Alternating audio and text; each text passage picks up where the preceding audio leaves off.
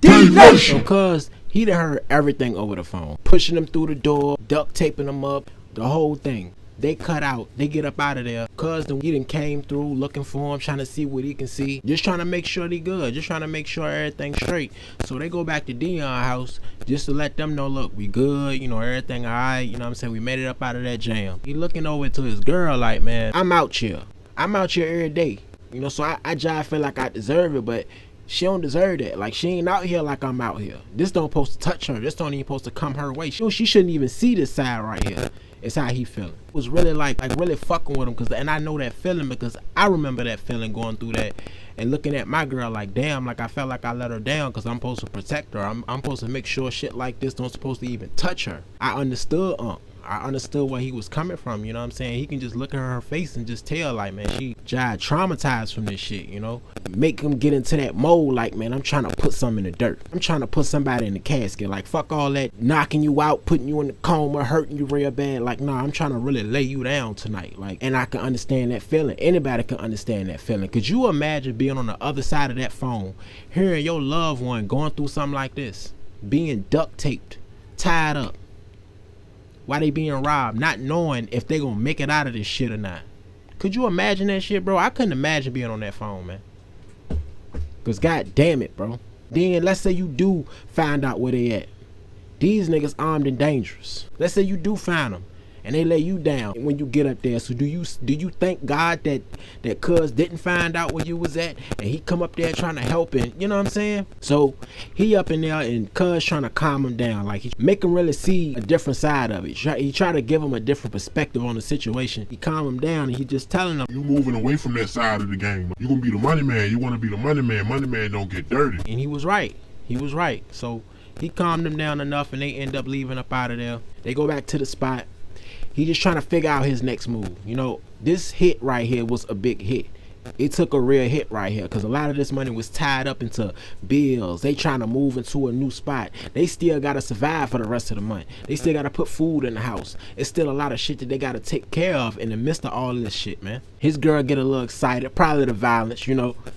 And I ain't got to go into detail. You already know what happened. It was a long night. Let's just say it was a long night. And then he had this little cousin. He speak with him. He let him know what happened that same night.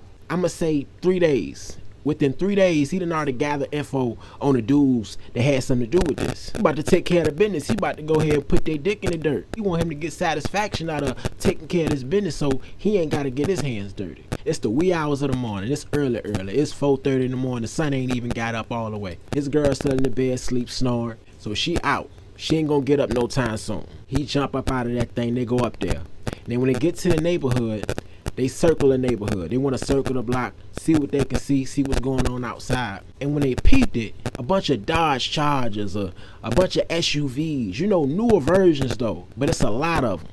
You know who that is. You know what that is. It's the boys. Turns out, these same guys was already being looked at by the feds. This was not no regular stick-up kids who just targeted random niggas to stick up and take their shit. Nah, this was a robbery killing crew. Everybody that they robbed, they laid down. Everybody that they robbed, they killed. And if they didn't kill the target, they killed somebody else close to the target or in the vicinity of the target. By the grace of God, my uncle and auntie didn't lose their life behind this shit. Why did he shine his light on them that day? I don't know. I'm just glad he did. You know, weeks before, a close friend of theirs had a girlfriend whose son was killed by this same crew. A child, bro, a baby, shot in the head, bro. Headshot this child, bro. And they was thinking like, man, they can't be getting locked up for robbing us. You know what I mean? We ain't say nothing, we ain't told nothing. It turns out that's what they get locked up for. They get locked up for that reason right there. And 2 days before they was robbed, 2 days before they got hit, they robbed somebody else. And they killed this dude. And this dude was trying to front them something on the arm. They was trying to front them something. And they still killed him and left him in the side of his own trunk. His own trunk, bro. And so when they finally go down, turns out the ringleader, he ended up ratting on his whole crew. Ratted out his whole gang. Did all that shit in the street. Ratted out his whole goddamn gang. And now, weeks down the line, a close friend of our family, and I know this girl too, she ended up messing with another one of my uncles. Nobody ain't heard from this girl in I don't know how long. She ends up hitting up Nancy. Now, I don't know if I ever told you. I don't think I told y'all her name throughout the story yet, but Nancy, that's my uncle's girl. Nance. Nance for short. She ended up hitting up Nance, and this is how the conversation goes. I don't know how he got this phone. I don't know how he got it, but I think I got your phone. I got something for you. Later on that day, she ends up bringing Nance the phone. So when she get there, she's telling her the story. She telling her how she came about finding the phone. I seen the phone on the counter, and I asked him, where did you get this phone from? That's your phone. I got that for you. And she picks up the phone, and upon opening the phone, the screensaver has a picture of my uncle and my girl's son. My girl's son, me. A picture of my uncle and my girl's son. Because like I told y'all in past stories, me and my uncle is dating the big sister and the little sister. But my uncle already knew my girl before I met her. He already knew her. So he knew her son, he knew her whole family before I did. And they had a picture together, turns out. Which is crazy. It's crazy how that turned out. And she knowing her baby daddy be on some wild stick up shit. Her baby daddy was actually a part of this robbing, killing crew. So of course we all thinking, what if she had something to do with this? What if she put the line up on them? The whole gang go down. The whole gang go to jail except for this dude. The baby daddy of this close family friend. We're gonna call her Asia. Asia's baby daddy, who was a part of this crew, is the only one who didn't get locked up. But it didn't stop there, because he ends up being paralyzed from the neck down. Now tell me that ain't karma. Tell me that ain't karma. You out here with no rhyme or reason, fucking up people's lives, taking lives away, ruining families, putting families in shambles, got people out here really fucked up behind certain shit. And you gotta live out the rest of your life, still alive, but can't even move. That's justice for your ass. When people talk about the legend of you, you know, some people will say, yeah, that man, he went hard, man. That boy was a real gangster, man. He was stomped down, like for real, bro. He was a real stepper. And then you gonna have other people like, man, that nigga, man. That nigga was a hoe, man. He a bitch-ass nigga, man. That nigga. Because these same dudes is exactly like you. These same dudes doing the same shit that you doing. And you gotta think, it don't matter how hard you is, because you can have a group of pussies who will watch that one gangster. You can be one hard body. You hard body out here, but you one gangster. You can have a group of pussies that'll watch you, take you straight through there.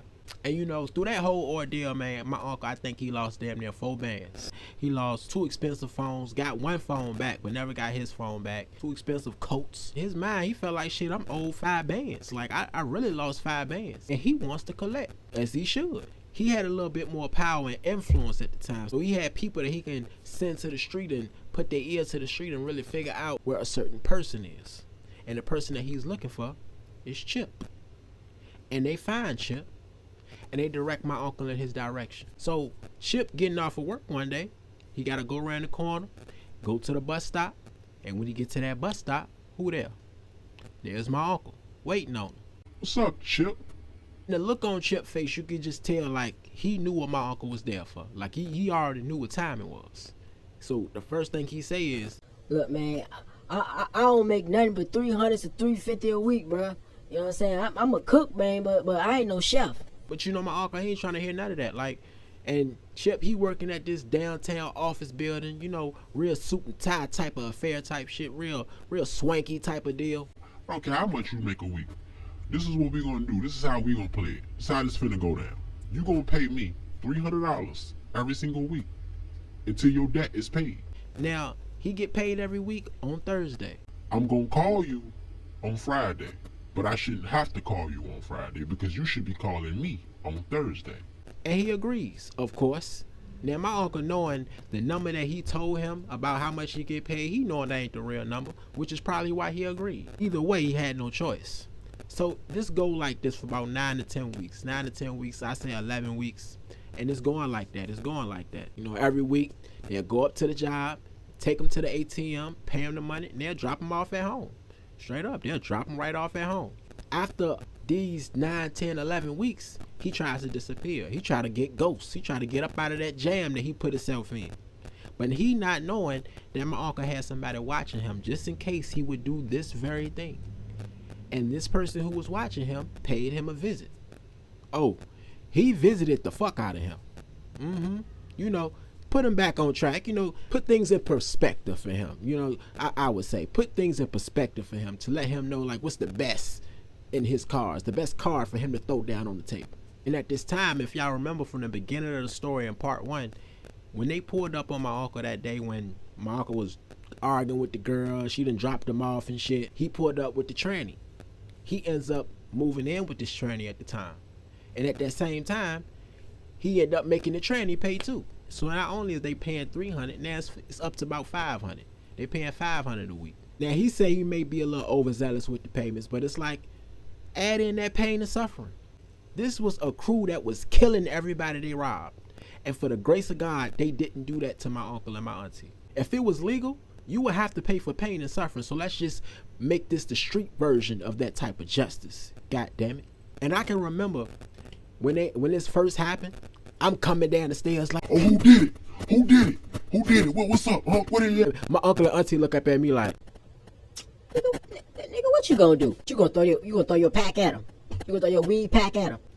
bruh, broke my little heart in pieces. Like I'll go up the stairs. Alright, shit. Alright, shit. I could have did something. Shit, I could have drove or something. They just knew what type of dude I was. They won't finna put me in a situation where, look, this nephew ain't like that. Nephew don't rock like that, so we ain't finna go, hey, nephew, come ride with us. They love the hell out of me. They wouldn't dare put me in a situation where they know I'm not on that type of time. Even if I was on that type of time, he still wouldn't put me in that situation. Like I told y'all, my uncle and auntie was my parents in the street.